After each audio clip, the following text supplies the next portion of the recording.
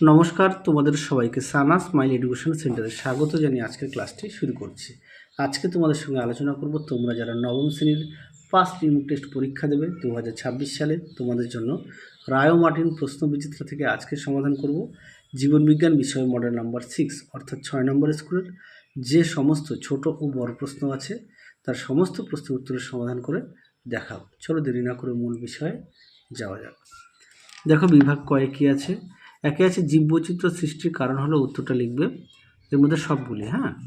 দিয়ে দেখো যে পর্বে ছদ্ম দেহগহ্বর দেখা যায় সেটি হলো নিমাটোড, অপশান সি। 3 দাগে দেখো উত্তরটা হবে অপশান এ।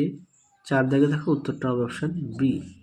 5 দাগে দেখো উত্তরটা হবে অপশান সি, হৃৎপেশি।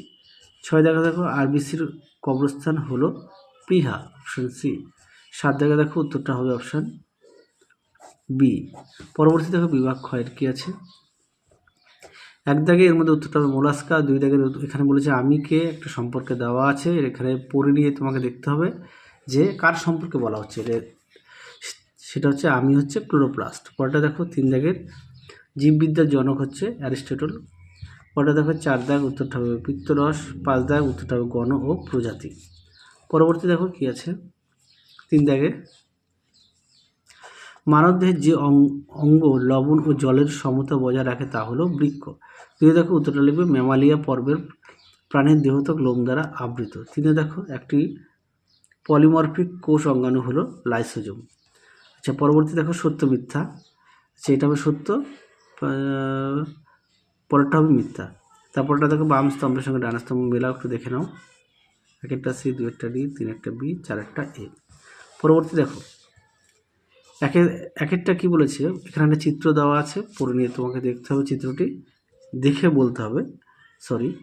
প্রদত্ত চিহ্নটা এ অঙ্গটির নাম লেখো। এর মধ্যে যে এ, সেটা অঙ্গটির নাম হচ্ছে বৃক্ক।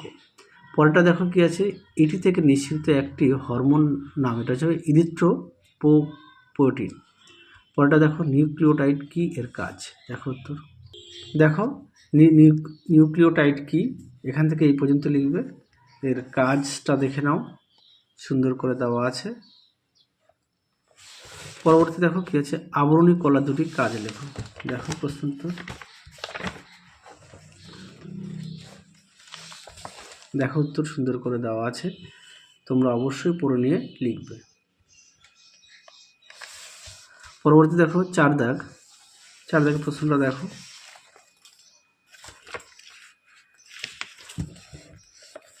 দেখো উত্তর, এসিআর অর্থাৎ মসৃণ অমসৃণের এন্ডোপ্লাজমীয় জালিকার মধ্যে পার্থক্য দেখে নাও।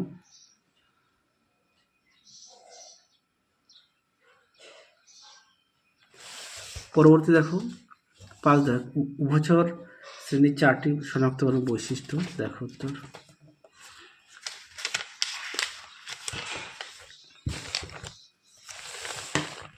দেখো বৈশিষ্ট্য সুন্দর করে দেওয়া আছে।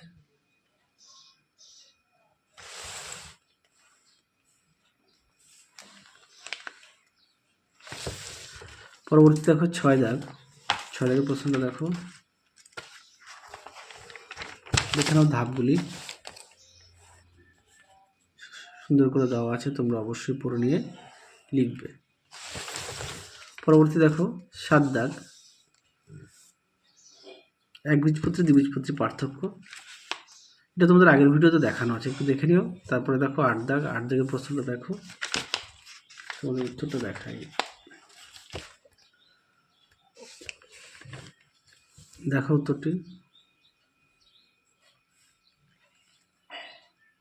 বিভাগ ঘয়ের প্রশ্নগুলো দেখালাম না, তোমরা একটু দেখে নিও, যেহেতু একই প্রশ্ন বারবার আসছে সে কারণে আর দেখালাম না। তাহলে চলো আজকের মতো এখানেই সমাপ্ত করছি। আবার দেখাবো খুব শীঘ্রই তোমাদের পরবর্তী ভিডিওতে। তোমরা সবাই সুস্থ থেকো, ভালো থেকো। আজকের মতো টাটা।